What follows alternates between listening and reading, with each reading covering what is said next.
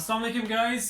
Question number 9 के second part की तरफ चलते हैं। इसमें एक मैट्रिक्स इक्वेशन आपके सामने यहाँ पे इसने गिवन दे दी है और कह रहा है कि फाइंड आउट करो ए जो कि अननोन मैट्रिक्स है, कैपिटल ए से इसको रिप्रेजेंट किया। तो कैपिटल ए हमारे पास क्या है, एक अननोन मैट्रिक्स कि जिसकी वैल्यू हमें फाइंड आउट करनी है।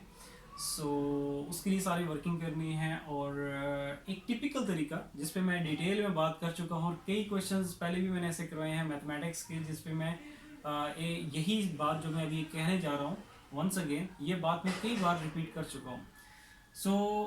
देखो, जब भी कोई अननोन हो, चाहे वो अननोन मैट्रिक्स हो, चाहे वो अननोन वेरिएबल हो, अननोन कुछ भी हो जिसके लिए आप वर्किंग कर रहे हो, जिसकी वैल्यू आपने फाइंड आउट करनी है, कैलकुलेट करनी है, उसको आप रखा करो लेफ्ट हैंड साइड पे अकेला।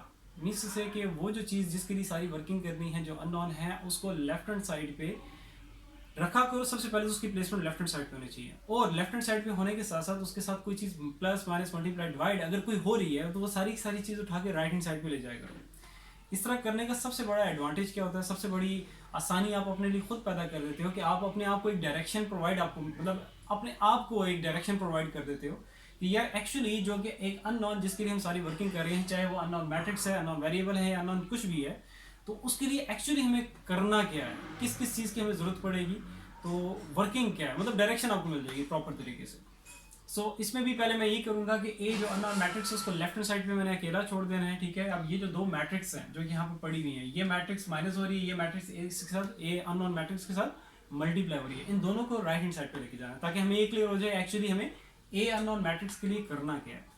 तो सबसे और स्टेप बाय स्टेप करना है, मतलब ये जो दोनों मैट्रिक्स के ये जो दोनों मैट्रिक्स हैं, इनको जब आप राइट हैंड साइड पे लेके जाओगे तो एक ही स्टेप पे नहीं लेके जाना, एक ही स्टेप पे लेके जा भी नहीं सकते, ठीक है। तो स्टेप बाय स्टेप करना है और अगर कोई ऐसा हो कि लेके जा सकते भी हो तो फिर भी आप लोगों ने डायरेक्ट कोई काम नहीं करना, ठीक है। स्टेप बाय स्टेप मैथमेटिक्स के रूल्स को फॉलो करते हुए हर काम करना, ठीक है।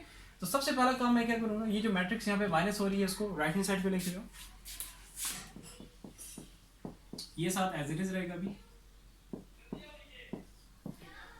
इज इक्वल्स टू 2 माइनस 1 0 5 और ये इधर माइनस हो रही है उधर जाके क्या हो जाएगी, ऐड हो जाएगी, -1 3 2 और 1, इन दोनों को ऐड कर दो और इसको आप एज इट इज लिख दो। जब तक राइट हैंड साइड फाइनलाइज नहीं हो जाती तब तक आपने इसके लिए इसको मतलब राइट हैंड साइड पे लेके जाने की कोशिश भी नहीं करनी, ठीक है। इसको आपने एज इट इज लिखना है इसके साथ।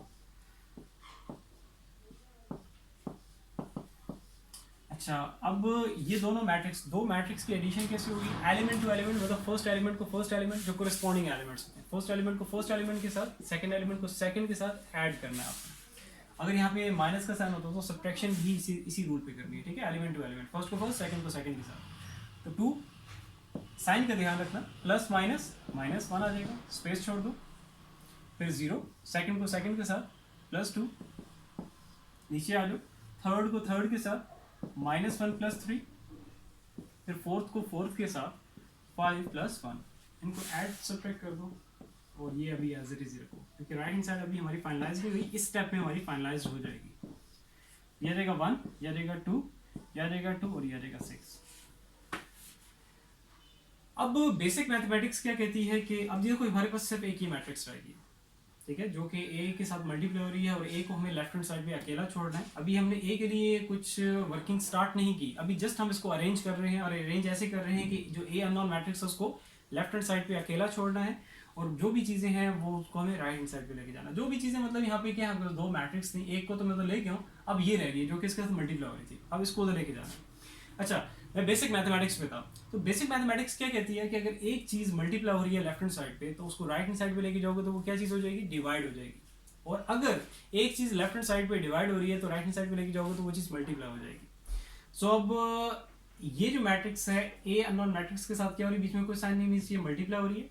अब इसको राइट हैंड साइड पे लेके तो जाना है, लेकिन राइट हैंड साइड पे अगर आप ऐसे लेके चले गए तो ये क्या हो जाएगी, उधर जाके ये गिवन मैट्रिक्स मतलब राइट हैंड साइड में जो मैट्रिक्स पड़ी हुई है उस मैट्रिक्स से ये मैट्रिक्स जाके क्या हो जाएगी, नीचे डिवाइड हो जाएगी। तो मैट्रिक्स की जो डिवीजन है, टू मैट्रिक्स की डिवीजन डायरेक्टली पॉसिबल नहीं है, ठीक है। इसका कोई ऐसा रूल नहीं है कि डायरेक्टली आप उनको डिवाइड कर सको, मल्टीप्लाई कर सकते हो दो मैट्रिक्स को, ऐड सब्ट्रैक्ट कर सकते हो, डिवीजन पॉसिबल नहीं है, ठीक है, directly.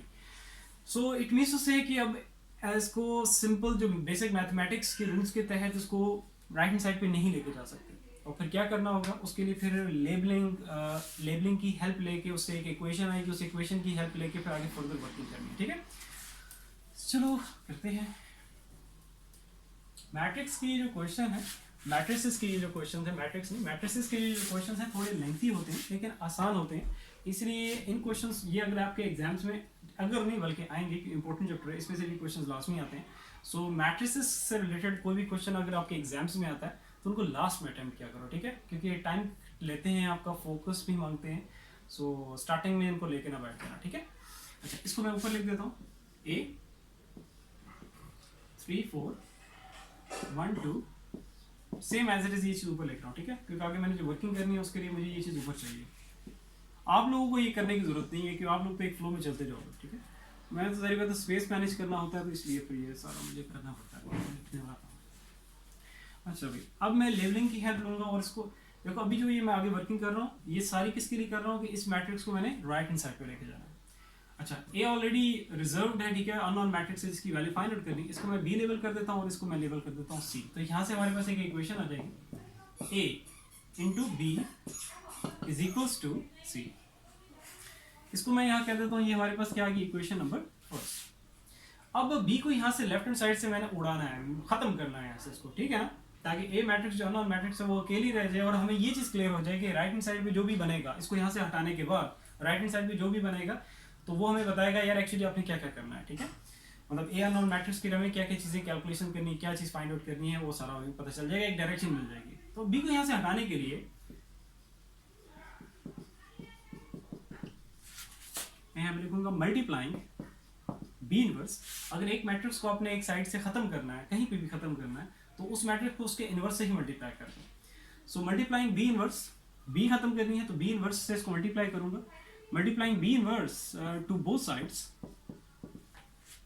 to both sides of equation first from right left का बहुत ध्यान रखना। ठीक है, ये राइट लेफ्ट पे मैं डिटेल में बात कर चुका हूँ, स्टिल क्लियर नहीं है तो पिछले जितने भी क्वेश्चंस क्या है, इसका फर्स्ट पार्ट भी मैंने डिटेल में कवर किया है वो, और पता नहीं कौन से क्वेश्चंस थे, आई थिंक हाँ कोई एक्सरसाइज 3.1 के क्वेश्चन नंबर 12 और 13 वो जाके देख लेना। ठीक है, उसमें राइट लेफ्ट में मैं डिटेल में बता चुका हूँ, यहाँ पे भी जितना एक ओवरव्यू हो सकता है वो मैं दे दूंगा। ठीक है, तो लेफ्ट हैंड साइड पे क्या पड़ा हुआ है, ए बी पड़ा हुआ है, तो ये ए बी का क्या बनेगा लेफ्ट और ये इसका बनेगा राइट। तो राइट से ही क्यों करना है, फ्रॉम राइट ही क्यों करना है बी इनवर्स को मल्टीप्लाई, क्योंकि ये जो बी पड़ा हुआ है ये कहाँ पे पड़ा हुआ है, ए अननोन मैट्रिक्स के राइट पे पड़ा हुआ है। अगर ये लेफ्ट पे यहाँ पे पड़ा होता तो मैं यहाँ पे लिखता लेफ्ट।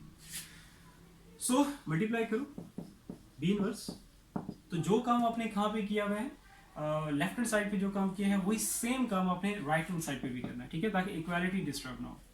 तो C का ये बनेगा लेफ्ट और ये बनेगा राइट। तो B इनवर्स अगर मैंने मल्टीप्लाई किया लेफ्ट हैंड साइड पे फ्रॉम राइट, तो राइट हैंड साइड पे भी फ्रॉम राइट से ही करूंगा, तो B इनवर्स यहाँ पे आएगा ऐसा।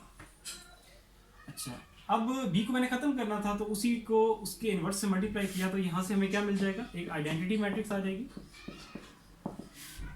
और अब ये आइडेंटिटी मैट्रिक्स किसी भी मैट्रिक्स के साथ मल्टीप्लाई हो रही हो तो इन रिटर्न वही मैट्रिक्स आ जाती है। इट इज जस्ट लाइक अगर मैं 2 को मल्टीप्लाई कर दूं 1 से तो रिजल्ट में क्या आएगा 2। अगर 1000 कोई भी नंबर ले लो उसको 1 से मल्टीप्लाई करूं तो क्या आएगा 1000।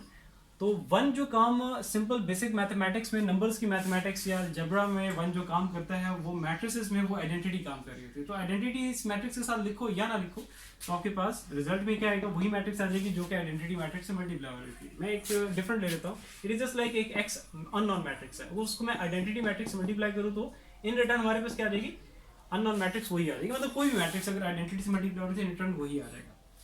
तो जो हम काम करना चाहते थे कि लेफ्ट हैंड साइड पे जो अननोन मैट्रिक्स थी उसको अकेला छोड़ना था, वो हम लोगों ने अचीव कर लिया।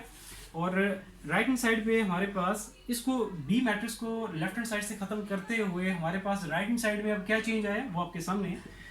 तो इसको अब मैं कहूँगा ये हमारे पास आ गया इक्वेशन सेकंड। सही हो गया।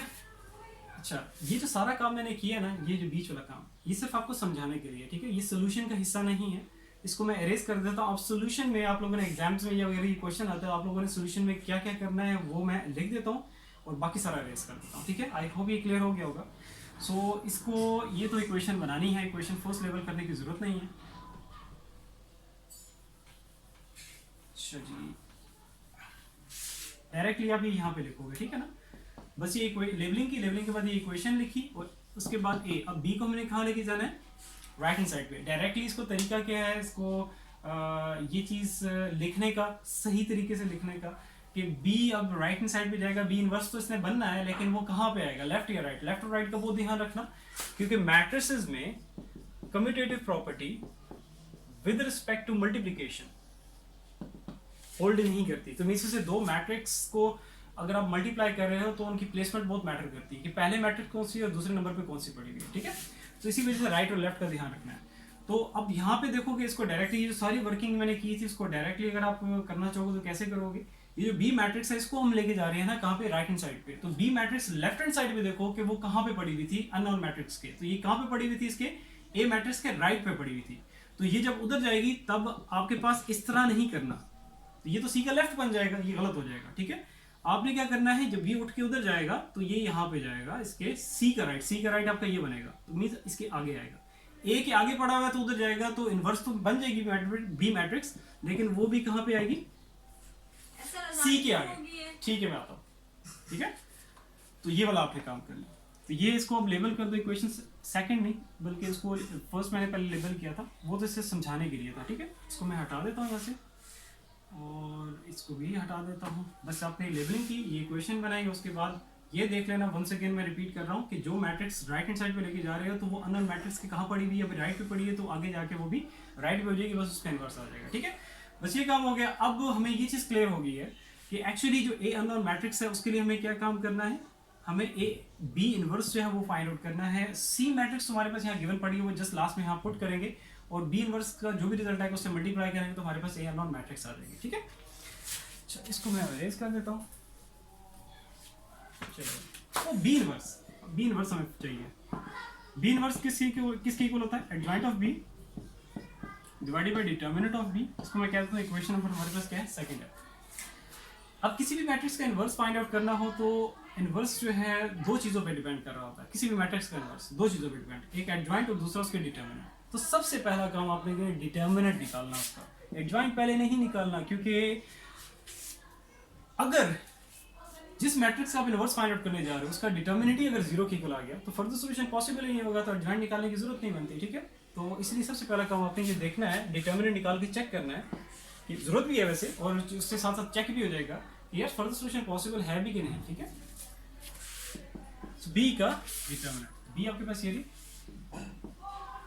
और 1 और 2, और ये कैसे पता चलेगा फर्दर सॉल्यूशन पॉसिबल है कि नहीं। अगर उस मैट्रिक्स की डिटर्मिनेंट, जैसे यहाँ बी का डिटर्मिनेंट मैं निकाल रहा हूँ, तो बी का डिटर्मिनेंट अगर जीरो के इक्वल आ गया तो फर्दर सॉल्यूशन नॉट पॉसिबल, वहीं स्टॉप कर जाना है। लेकिन अगर जीरो के अलावा बेशक वैल्यू पॉजिटिव नेगेटिव फ्रैक्शन में कोई वैल्यू भी आती है तो फिर आपने एडजॉइंट निकालना और फर्दर प्रोसीड करना है, ठीक है। तो चेक कर लेते हैं डिटर्मिनेंट कैसे निकालोगे। फर्स्ट को लास्ट से मल्टीप्लाई, 3 2 जार 6, फिर नेगेटिव साइन, ये नेगेटिव साइन नहीं बोलना, ठीक है।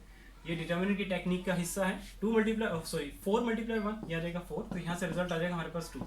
तो बी डिटर्मिनेंट हमारे पास आ गया है equal to 2 which is not equal to 0। So आप लिखोगे सो फर्दर सॉल्यूशन पॉसिबल,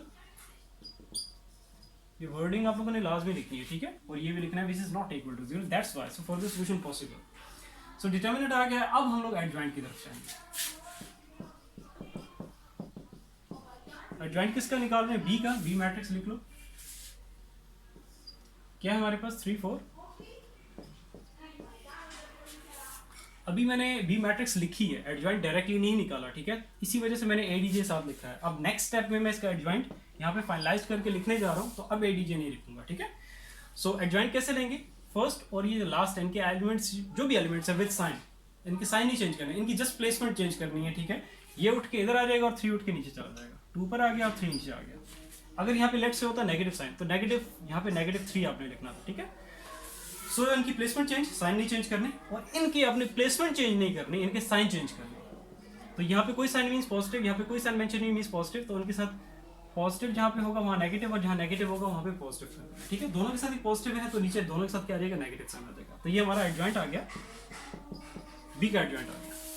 बस बी का एडजॉइंट भी आ गया, डिटर्मिनेंट भी आ गया। यहाँ पे इक्वेशन सेकंड में पुट करो तो बी इनवर्स आ जाएगा, और बी इनवर्स फिर यहाँ पुट करके सी के साथ मल्टीप्लाई करो तो हमारे पास ए आ जाएगा, ठीक है। ए जो अननोन मैट्रिक्स है, मुझे जब स्पेस बनानी है स्पेस में बना लेता हूँ। डिटर्मिनेंट हमारे पास और ये ठीक है, इन दोनों की भी ज़रूरत है। मैं यहाँ पे लिखूंगा, आप लोगों ने एक फ्लो में काम करना है, ठीक है।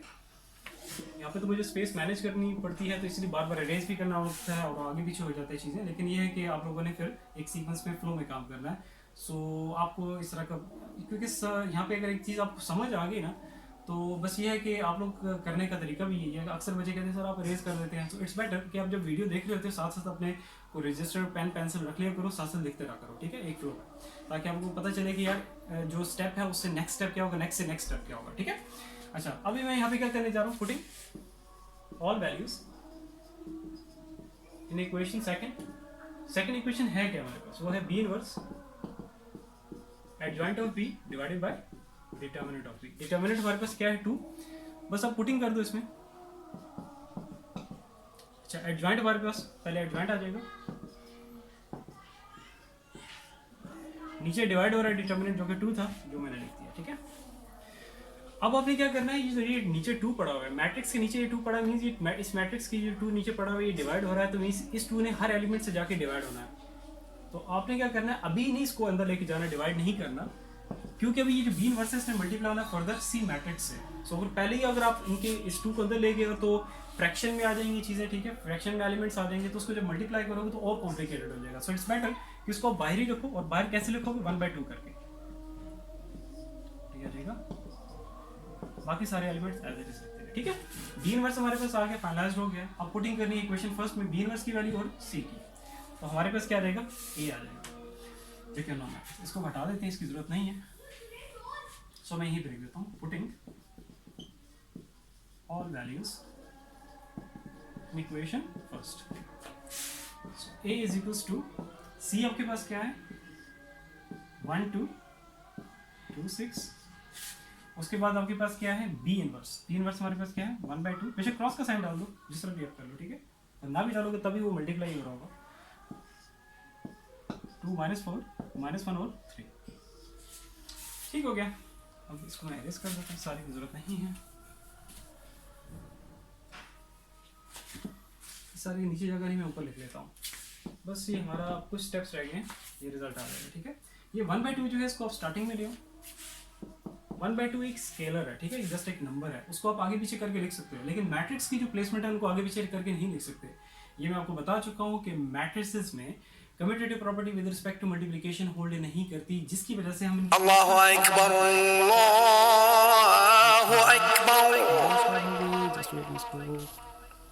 क्लोज कर दूँ ताकि आप लोग, हाँ अजान भी स्टार्ट हो गई है, बस इसको क्लोज करते हैं, ठीक है। अच्छा, 2 मैट्रिक्स हैं आपके पास, ठीक है, इनकी प्लेसमेंट चेंज नहीं करनी, जो पहले है तो उसको पहले ही रखना है आपने, 1 2 2 6, ठीक है, 6 है। और आगे आपके पास क्या थी मैट्रिक्स दूसरी जो है स्ट्रेट 2 -4 -1 3। अब इन दोनों मैट्रिक्स को आपने मल्टीप्लाई करना है, मल्टीप्लिकेशन का वही तरीका होगा, फर्स्ट मैट्रिक्स की फर्स्ट रो सेलेक्ट की, इसको दोनों कॉलम से किया मल्टीप्लाई हो रहा है, ठीक है। और ये जो 1/2 आपने इसको एज इट इज अभी बाहर रखना है जब तक ये दोनों मैट्रिक्स मल्टीप्लाई नहीं हो जाते। So first row first column, 1 को मल्टीप्लाई 2 से किया, 2 1 या 1 2 2, 2 को -4 से किया, साइंस का ध्यान रखना, प्लस माइनस माइनस, 2 4 8, स्पेस छोड़ दो। फर्स्ट रो सेकंड कॉलम, 1 को -1 से किया -1, 2 को 3 से किया तो क्या आपके पास आ जाएगा 6। इसी तरह अब आपने सेकंड रो को सिलेक्ट किया, दोनों कॉलम से करना multiply, second row first column 2 2 4, plus minus minus, 6 को 4 से किया तो आ जाएगा 24, स्पेस छोड़ दो। सेकंड रो सेकंड कॉलम, 2 को -1 से किया -2, 6 को 3 से किया तो आ जाएगा 18।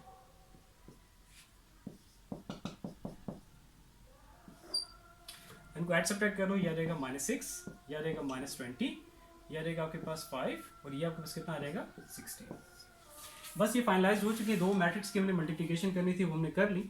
अब आपने काम करना है, ये जो नंबर नीचे पड़ा हुआ है ये 2 1/2 करके पड़ा, मीन्स ये 2 नीचे पड़ा हुआ नंबर, ठीक है, ये मीन्स उससे क्या हो रहा था 2 डिवाइड हो रहा था, तो और अभी यहाँ पे डिवाइड ही हो रहा है, ठीक है, ये नहीं मैं कह रहा कि अभी डिवाइड नहीं हो रहा, डिवाइड ही हो रहा है, ठीक है। अब आपने क्या करना है, इसको हर एलिमेंट के साथ जाके इसको डिवाइड कर देना, ठीक है।